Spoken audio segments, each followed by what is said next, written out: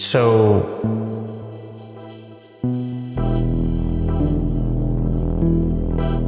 I can't really explain how we got here.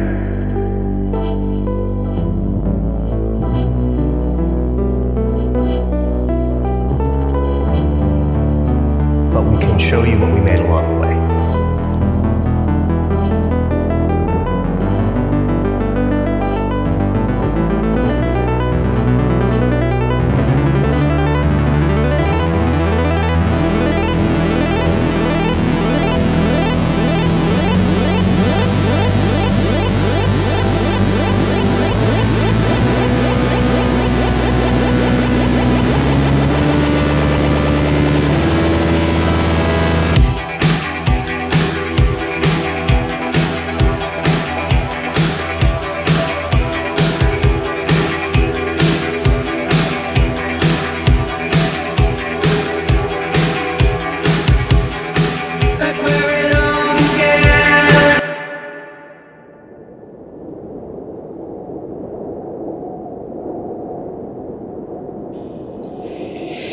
Stay at home. 新型コロナウイルスが Quédate en casa. And it's easy to forget now how like it was life and death. It was just a lot about fear. Not trusting the packages and not trusting people, and it created all of that isolationism. I think the beauty of, the why is it came out of a very dark place, but also personally, I was really lost.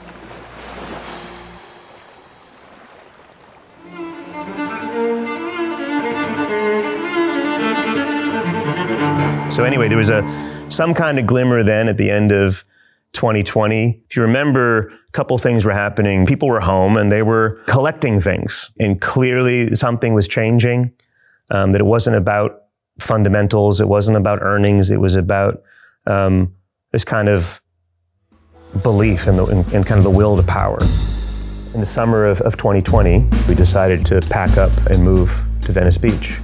Venice Beach always felt like a really creative place to me, and I felt like the sunshine and the light and the history of artists here would be good for me and be good for Christy, and that we could be creative here.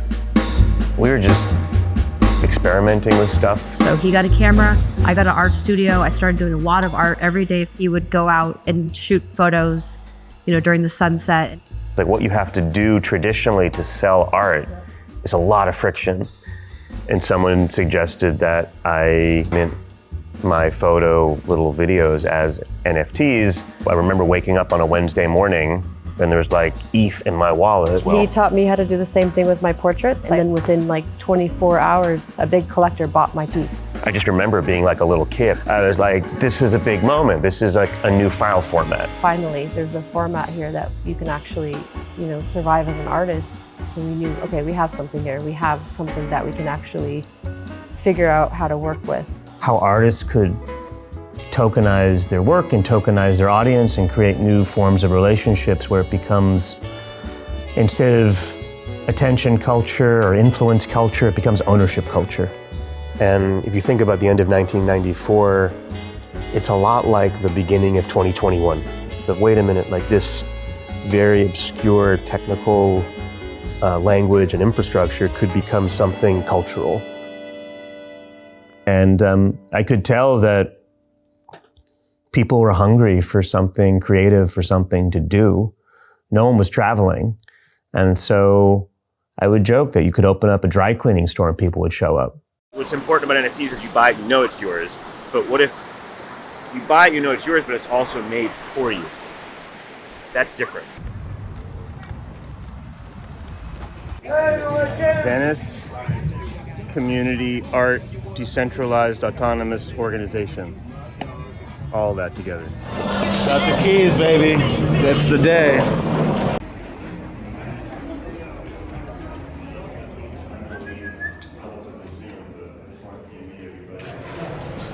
Big, the giant unlock. Damn. Right?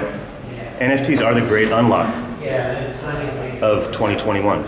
It unlocks a whole new file format for creators that is starting here in Venice Beach, with your community. Everybody's invited. The point, though, is not to do this in a traditional asshole tech way, right? To actually enrich the community of Venice that is the intersection of art and tech and entertainment and interesting characters. And then we want to do evening artist talks for music NFTs, for 3D rendering, for artists, economics of NFTs. Or even better, when you walk in, you scan your wallet and it shows your collection so you can show off, you can flex your collection. Yeah. And if it works, we want to make sure people can do it in other cities. Chrissy, like, she's like, you know, she's like, some Apple News, she's like, NFT prices are plummeting. Are you aware of that? So there's going to be, Not all of them. That's entertainment. there's going to be that. So what's this called? What's the moments? What is it? Bright moments.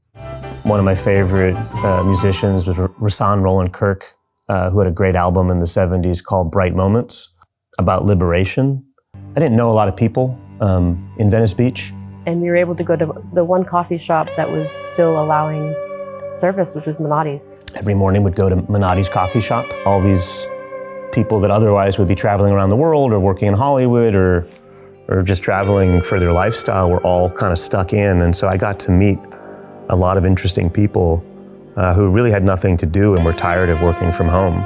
From people that owned, multi-million-dollar homes to people that were barely getting by. And I'm a natural community builder organizer. So for me, it was like, okay, you can do this and you can do this. And then we had tokens as a DAO. So we're like, okay, what's your wallet? Here's some tokens, here's some tokens, here's some tokens. And they weren't worth anything, but at least it gave people a sense of belonging and connection. And we were doing different versions of it before we came to this version. Starting in San Francisco in 2017, 2018, I had a blockchain community center called Node that was started to create a network around the world of lounges for digital nomads who were working on crypto projects. Out of that, obviously, I got to connect with a lot of the relatively early crypto community. I also started my own art studio, and I called it Water Studios. And for about 6 months, I just painted every day. I lived right in between both of them. It was 420 on 420. We met underneath this dome. One was blockchain, one was art, and then she was in the middle. So Bright Moments was inevitable. We were able to find a spot right on Windward Ave. It was $10,000 a month. I had been fortunate to get a distribution of Roblox and Coinbase that I had invested in 5 years before. And so I took, 60 grand, put it into a lease for 6 months. And the first artist that I reached out to was Jeff Davis. He just pinged me on Twitter and was like, hey, I'm opening an NFT gallery in LA. I was a fine artist for 20 years before I got into NFTs. And so I was very interested in the idea of having work up in a physical space. I hadn't heard of, anybody doing that. And the show was called Portals.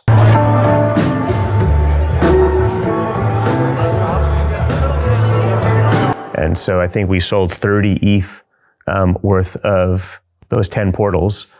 We got 30% of the revenue of the Ethereum instead of getting one of them, which we should have. So we got 9 ETH. And it was a big watershed for us to be able to make enough money to pay the rent. That's open.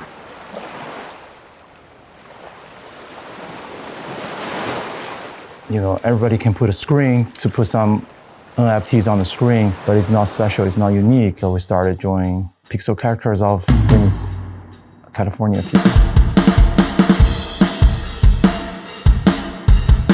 I started painting a lot of the Venice Beach characters, and that kind of was an inspiration for the Venetians. Our own collection of NFTs and give them away to people to get people to open up their Ethereum wallets and put some Ethereum in them so when they came to the show at night, they could bid on the art. Jeff said, well, why don't you try to make these characters on art blocks, make them generative? And that's really how CryptoVenetians were born. Someone could link all them. Red alert, they're all gone. There's millions of dollars at stake. Some cities, it sounds very ambitious.